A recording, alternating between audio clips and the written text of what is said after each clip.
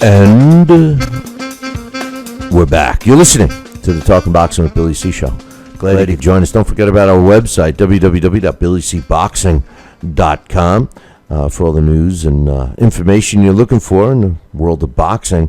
And you can also check out our book club section. In our book club section, you can get all the best books that are out there in the sport of boxing. And speaking of our book club section, one of the books that we just added is a new book that's out. It's called The Phantom Punch.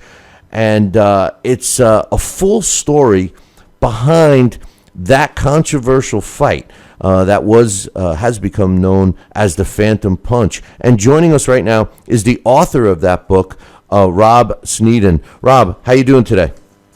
I'm doing great. How you doing? Not too bad. Am I pronouncing your last name correctly, or did I murder it like I do everybody else's? It's actually Sneddon, but that's Sneddon. okay. You're in the majority. Most people pronounce it that way. You know, what do you think I call my show Billy C? I can't even pronounce my own last name, so I apologize for that. But no problem. A great book, and my first question for you, and for all the viewers and listeners that are watching, of course, we're talking about the Sonny Liston Muhammad Ali rematch that took place May 25th in 1965. Rob, you decided to write a book specifically about that fight. What made you do this project, man?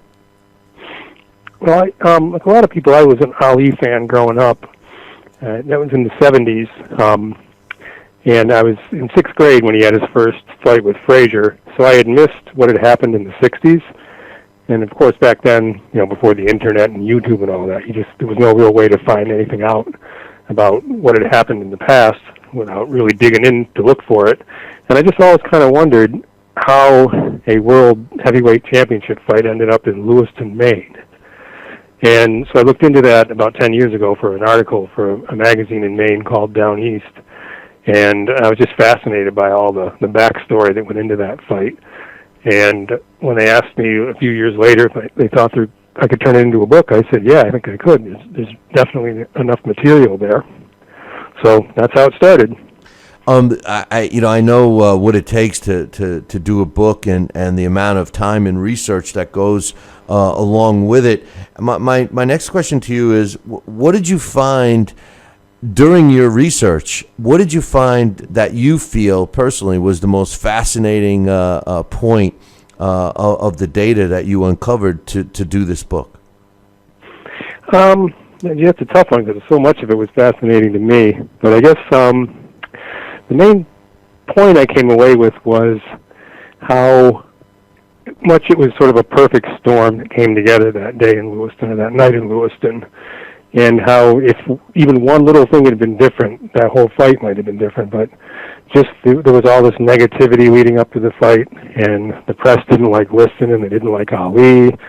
There was controversy, of course, over the first Ali-Liston fight in Miami. And it all just created this atmosphere where people were just sort of waiting for things to go wrong, I think. And that included Ali and Liston themselves. And I think that all played a part in why that fight ended up going the way it did.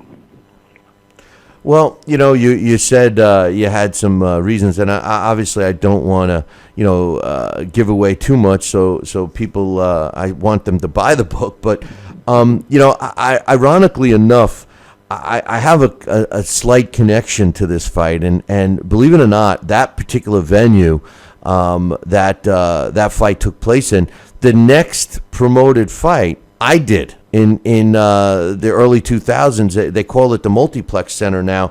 And my question to you is, why did it end up in Lewiston? Because Lewiston, Maine isn't exactly on the beaten path. And you would think that a fight with such a high profile as this fight was, even, of course, at the time, and even though people still look at it today, how did it end up in Lewiston? Well, as I mentioned before, it's hard for people to think of this now, but Ali was not a popular fighter back then, and Liston, he had his fans, but in general, he was not a popular fighter either. So that it was not as if people were clamoring for the fight to begin with, but it was originally supposed to have been held in Boston in November of 1964, and then just 3 days before the fight, Ali had a hernia, and so they had to postpone it. And by the time the rematch came around, it was reset for the following spring in Boston. But the governor who had championed the fight and brought it there had been voted out of office by the time the rematch started to come around, and the political climate had changed to the point where the people in Boston just decided they didn't want the fight anymore. So they kind of ran it out of town, but they were kind of locked into having it on that date for the television. So they needed to find somewhere in a hurry, and about the only place they could do it quickly enough was Lewiston, Maine. Because Lewiston had, at that time, they actually had an ex-boxing promoter as their director of economic development.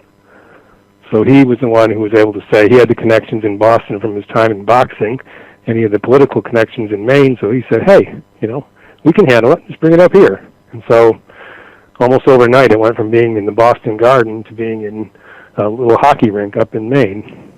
Hey, when you went up to Lewiston, did you happen to go to, there's no connection with the Grazianos in Canastota, New York, but there is a Grazianos in Lewiston. Did you get a chance to go in there?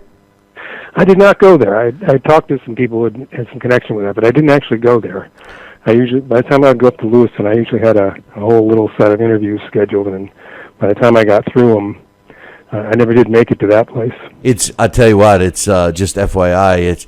They got the cooler. There was a lot of boxing history in Lewiston, Maine, that back in the day, in the early 1900s and before, and this particular place is just loaded with photos and everything else. It's pretty cool. It's worth the trip. I mean, not that many people are dying to go to Lewiston, but it is cool. Anyway, let me jump to Jersey Joe Walcott, because that's the guy that seems to play one of the most forgotten roles in this fight.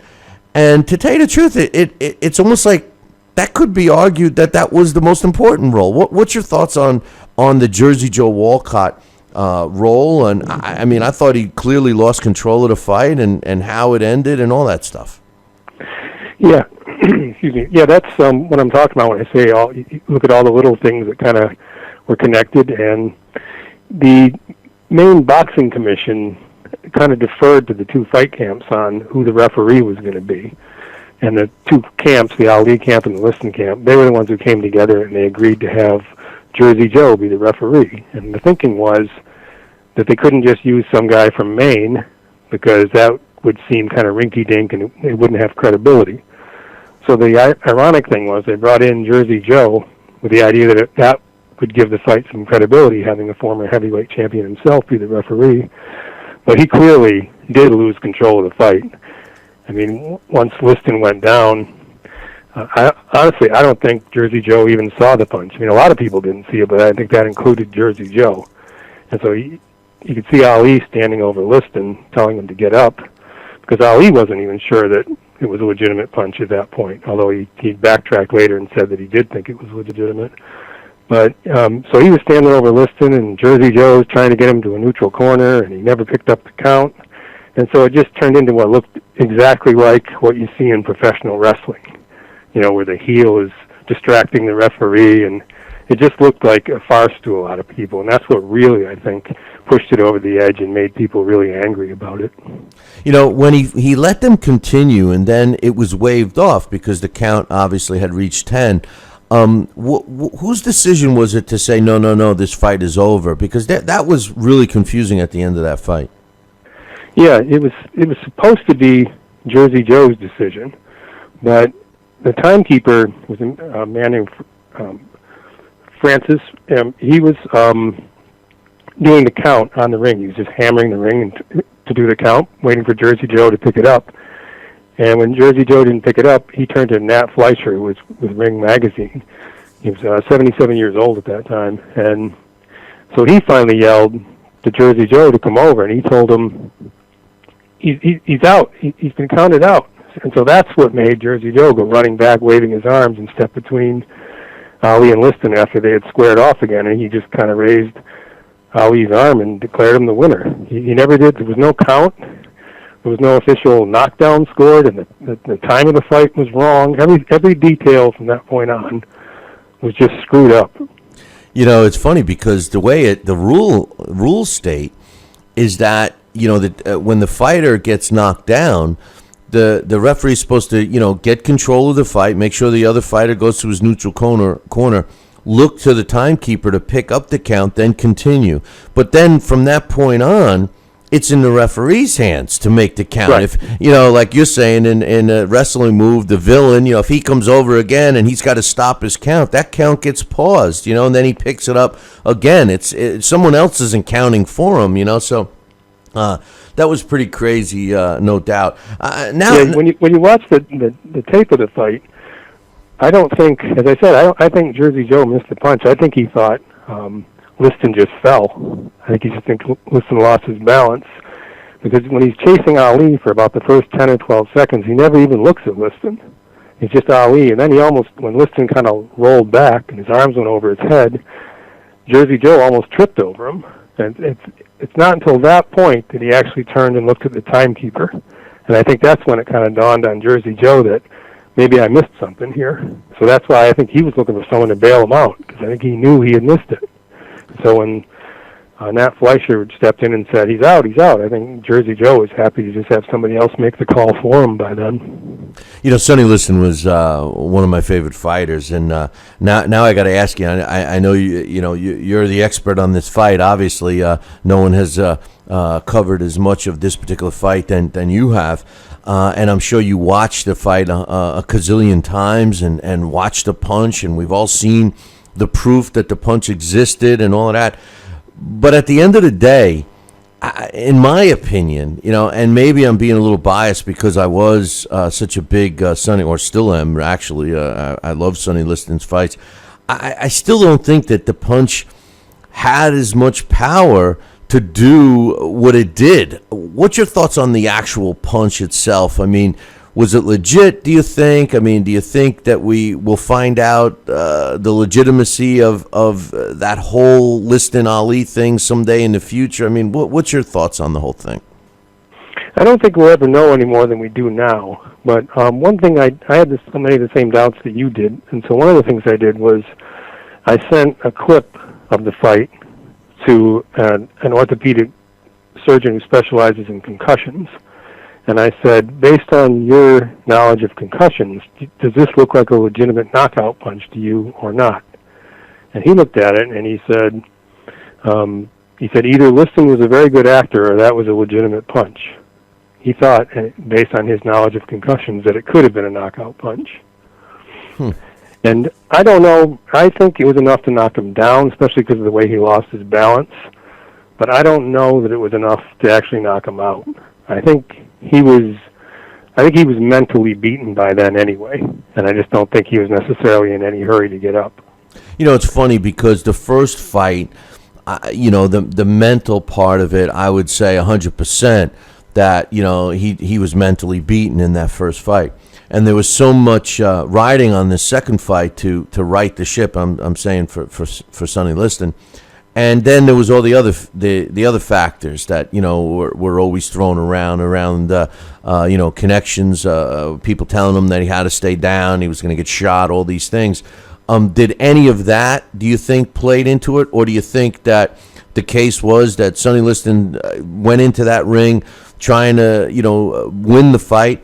Muhammad Ali went into that ring trying to win the fight, and the outcome is what we see.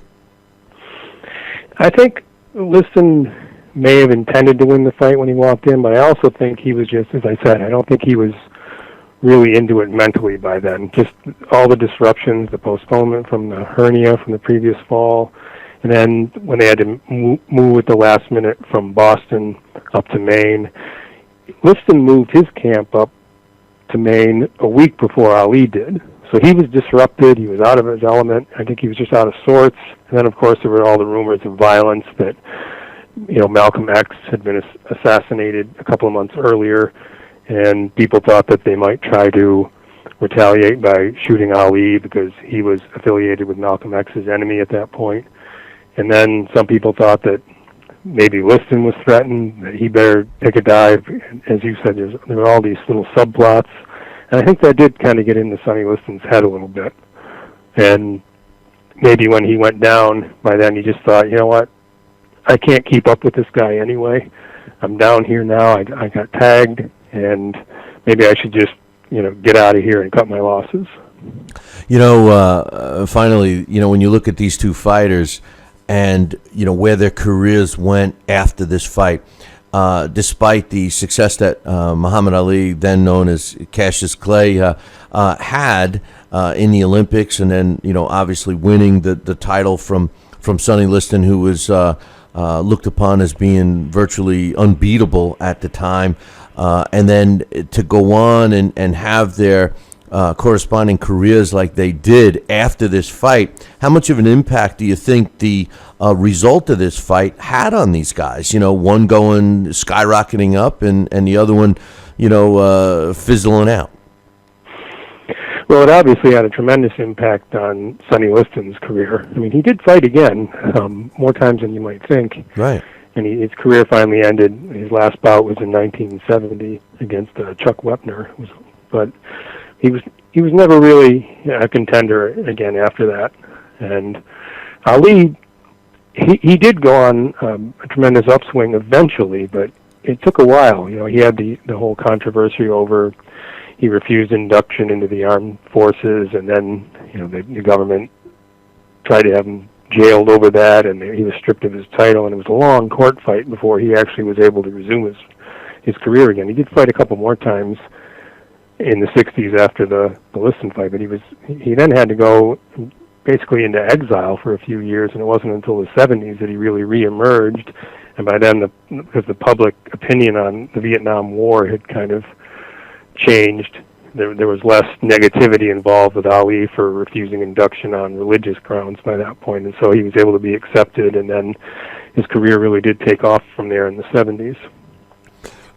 Rob, what's the best place that people can get a copy of your book? It's available in a lot of different places. It's at Barnes & Noble. You can get it at Amazon online and a couple of other outlets. There's a lot of different options. You can check your local bookstore, or you can just go online and get it at Amazon or one of the other online outlets. How's the sales going up to this point? It's been going well. Yeah, we've been happy with it. Yep. Good. Well, listen, Rob. The Ali name, I just think that there's such an interest and such a demand for anything connected with Ali that it's kind of a no-brainer for a lot of people. Well, this particular fight too, I think you really struck a nerve focusing on this particular fight because, like you have in the title, the story behind boxing's most controversial bout.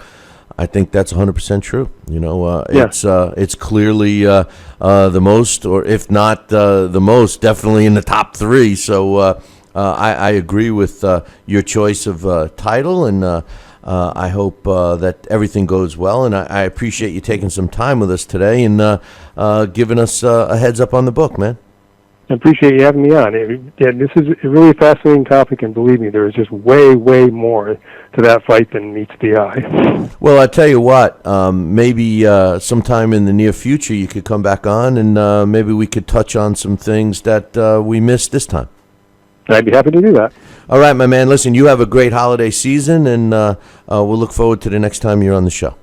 Okay, good holiday too. Thanks. All right, take care. Okay, thanks. That's Rob Sneddon. And I probably just pronounced his name wrong again. Great book out now, The Phantom Punch. Everything behind that fight that took place in Lewiston, Maine, between Sonny Liston and Muhammad Ali. It's available where all good books are sold, like Rob just said, Amazon.com, Barnes & Noble. You can also get it up on our book club, BillyCBoxing.com, and click the book club section and get yourself a copy of the book. It's a great read, and as you guys know, and like I just mentioned, Sonny Liston, one of my favorite fighters of all time.